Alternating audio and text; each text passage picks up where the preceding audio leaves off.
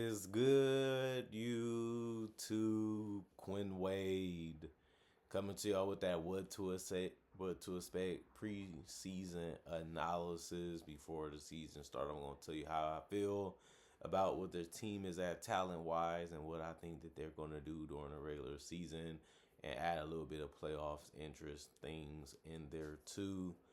Right now, we remember the terrible season that the Sixers ended up having in 2024 2025. They finished with only 24 wins. Went the complete opposite of what they thought would happen when the season started.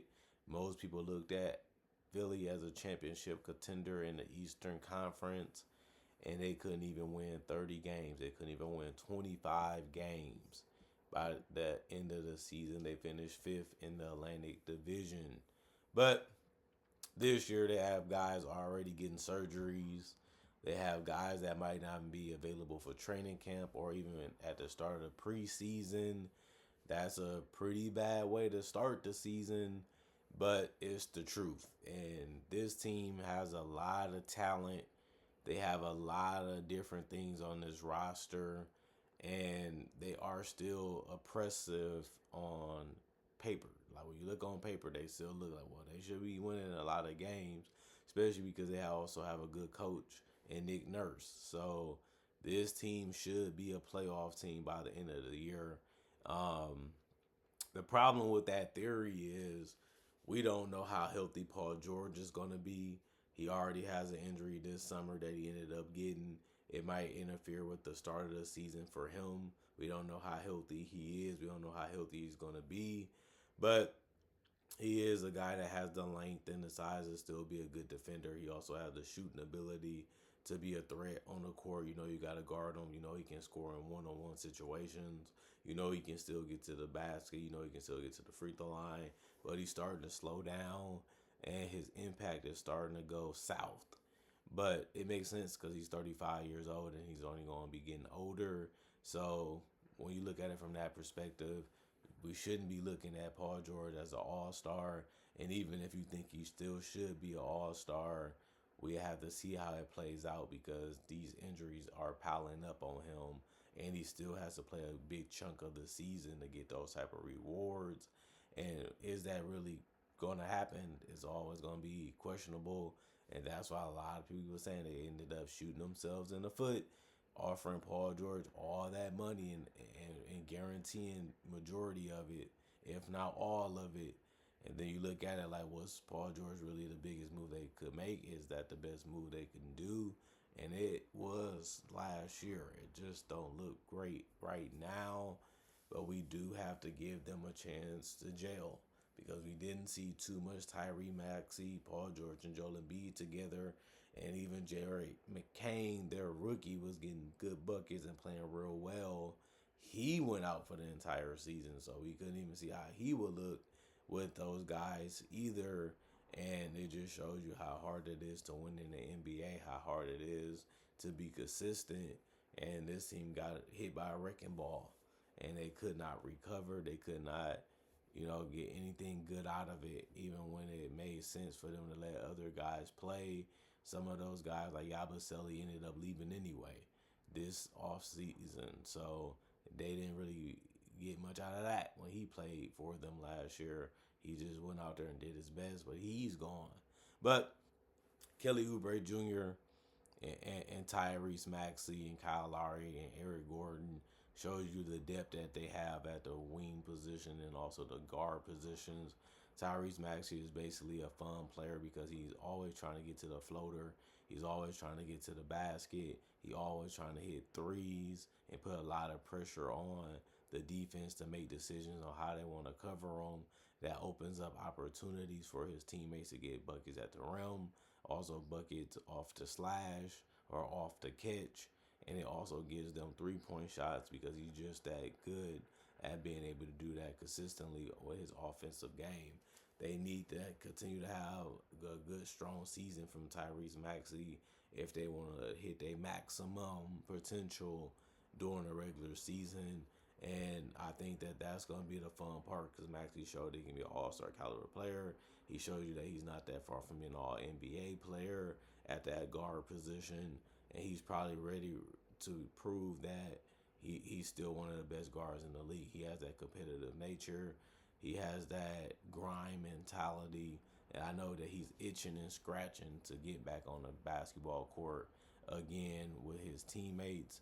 And we're going to see what he's going to do. But when you look at Kyle Lowry and Eric Gordon, you just expecting them to shoot threes and put the ball on the floor from time to time and just make the right play when it comes to passing or getting off the ball and just being able to score by being plug-in players that play off the great players and just being ready to being locked and loaded and ready to shoot is all you can ask them for. Kelly Oubre showing they can handle the ball a little bit still and get to the rim and make some perimeter shots, just not at a great percentage, but at least you know he's a threat because he's not going to be afraid of shooting them.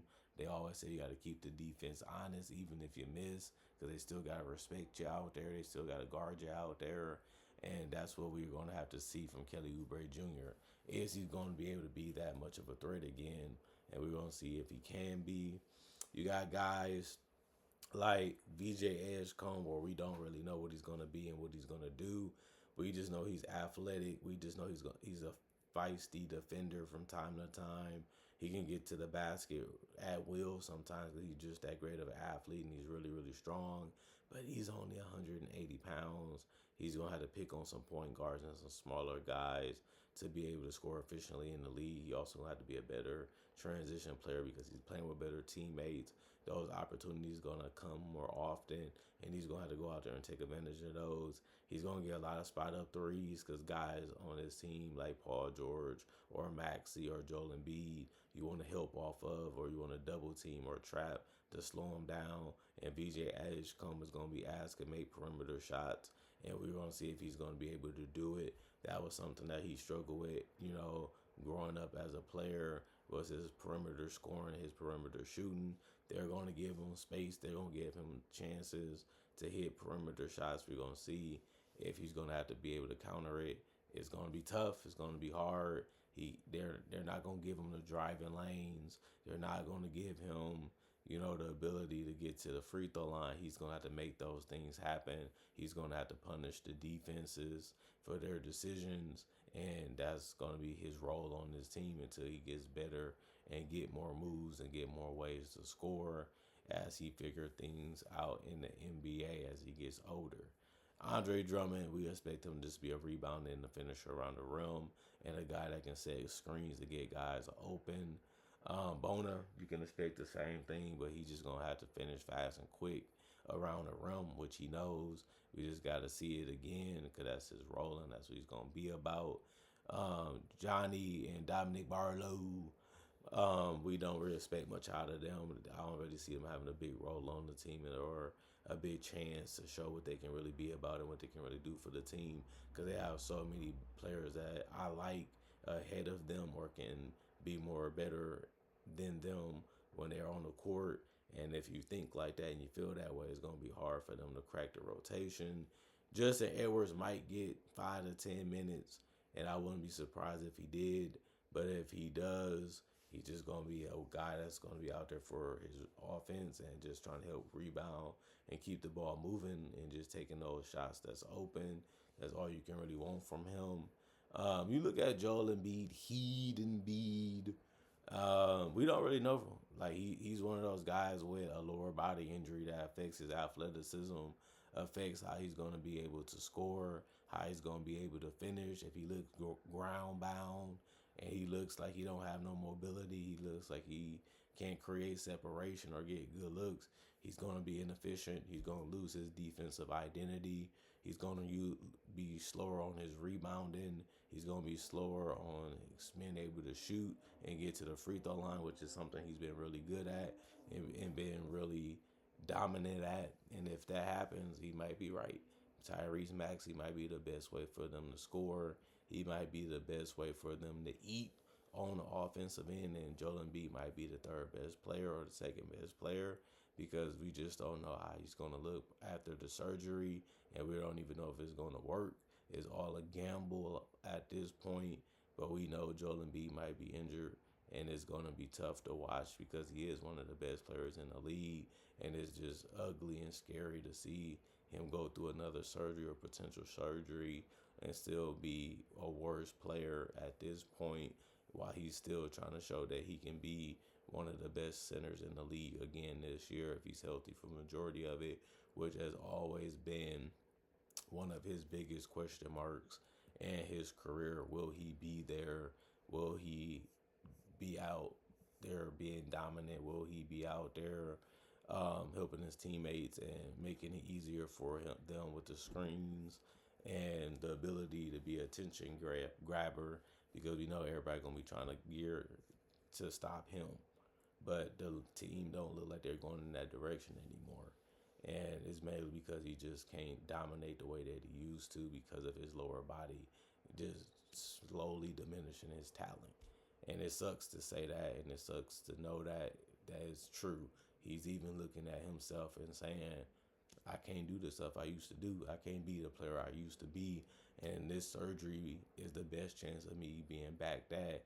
But we know that injuries are a part of the game. We know that being banged up is going to be part of the game. It's one of the biggest reasons why I don't really see the Sixers being that much of a crazy team this regular season. I look at it like they have the spacing, they have the shooting, they have wings, they have size. But at the end of the day, this is just a good roster. So they should definitely be better than what they were last year, especially if their star players play more games and their role players step up more than they did last year, even though they're a year older and they do have some guys that's really old and really losing their athleticism, but they're just finding ways to reinvent themselves enough to still be NBA players and still be able to make NBA rosters, and that's why they're on the Sixers. But their defense, we're going to see if it's going to be great. We're going to see if it's even good. That's going to be a big reason why they win or lose games. And we're going to see if their players can actually make shots. And if they do, then they have a good chance of winning 40 plus games. It's the East, so you can get away with that and be a play-in team, and you can still make the playoffs because of that reason too. They do have some more talent than other teams. They don't really have as much excuses really, besides like every other team. If injuries happen, then we expect you to lose and we expect you not to be able to be as great. And last year was a perfect example of that. People was really disappointed because they wanted to see how the Sixers was going to be and how they was going to play and if they was going to be good. And we never got close to anything of seeing that. And hopefully this year is totally different. Hopefully these guys are ready to go to war and go to battle. And if they are, they should be a tough team to beat. They should be a tough team in the East. And they could be easily 6th or 7th or 8th and make the playoffs easily by, being better than they were last year by a significant margin. But if they won 36 to 37 games or a little lower than that, but more than they won last year, I also wouldn't be too surprised about that either, because I can see that happening because of all the guys being beat up a little bit because of their play style on this team. So it's up to Nick Nurse to see how he can put things together and make things flow and go on with this roster that's on paper. He knows he has talent. He knows he has a lot of depth. He knows he has a lot of guys that's ready to play and ready to prove that they can still hang in this league with the best of the other players and the other situations. And he does have enough talent to where you look at it and say, we have enough to win every night, especially if our best players are there. And you can say that about every team in the league. But this team has some of the better players compared to other teams, especially in the Eastern Conference. So I expect them to be better. I expect them to do more. I expect them to be in the playoffs. And if they do those things, I wouldn't be surprised. But like I said, if they fall short a little bit of that, I also wouldn't be surprised about that. And that's the whole purpose of the play-in tournament. You do just enough to still get a possible spot to make the playoffs, but you might just not be great enough to make a deep run. You might not be great enough to win a championship, but you can still have a chance to get in and see what happens. Well, that's all you really need to be able to win a championship anyway, is a chance and an opportunity. We'll see what the Sixers does. They can be a problem for teams matchup wise with their size and with the fact that Embiid is a big difference maker, even though he never made it to a conference finals before, and he always have had subpar type of playoff series too. Throughout his career, he hasn't been the biggest guy to step up, but with the team he has on this season, he should be fine. Like he has enough to really complement his skill set and really complement himself as a player. And he should just be happy that the roster looks the way that it does. It's not perfect. It's not the greatest, but it's better than a lot of other teams in the Eastern Conference. And they have really no excuses why they shouldn't be one of the playoff teams by the end of the year or close to it. Other than that, comment, like, subscribe, share, hit the notification bell for more analysis. And if you're new to the channel, I do conversation videos like this about NBA only topics. I also do breakdowns with real footage of legends, current legends, rookies, and also future stars. I also do mock draft and draft coverage, so you love that type of content and you can't get enough of it. I upload basically every single day. Not only that, I also do have over 3,000 plus videos on my channel right now that you can watch for free. Not only that, thank y'all for watching. Thank y'all for appreciating the content. Thank y'all for coming back to see what I have to say and what I have to show y'all. And thank y'all for making time for me. I really do appreciate it. And I really do have fun making these videos each and every day for y'all to watch and enjoy. As a content creator, that's how it's supposed to be. And I've been doing this for 10 plus years. So let's try to make 2015 less impressive than 2025. Let's make this a better year than that year. Is really my only goal on this channel, and it has been fun trying to chase that ghost, and we're going to see if I'm able to do it by the end of the year. I'm getting closer and closer in my personal opinion, but now it's time to turn it on, and that's the whole purpose of being ready for the regular season. More rundowns, more rookie analysis, more rookie breakdowns, more analysis breakdowns, and more other content that's going to always give you a variety of ways to think, a variety of ways to enjoy. And that's my job as a content creator, to mix it up a little bit throughout the entire year. And it's been fun doing that for y'all for years. I love y'all. I appreciate y'all. And thanks for watching. I'm going for now. Peace out. And y'all stay blessed up.